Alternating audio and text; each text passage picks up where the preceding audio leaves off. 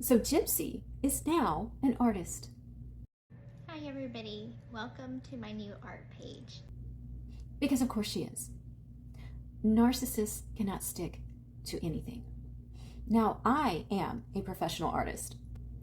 I work in oil and I also work in color pencil.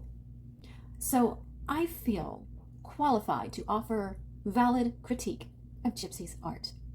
And I also happen to be a professional dream analyst. And I feel compelled to look deeper into the subconscious meaning within her art. So let's dive in. Now, with this first piece, what I notice is that the composition is terrible. You are immediately confronted by this vast expanse of chunky beige, and it makes me wonder, is this a nod to the mortician's makeup palette that they use to create lifelike appearance on the deceased? I can't help but suspect yes, given that Gypsy's peculiar decision was to place this piece in what appears to be a fabric-lined coffin. Now, this next piece has much better composition and is actually a good use of space, I'd have to say. However, the gray and black is reminiscent of the spray pattern of a close-range blast, perhaps a psychological echo of that earlier attempt to end her mother's life. But alas, turned out to not be effective because the pew-pew was not real.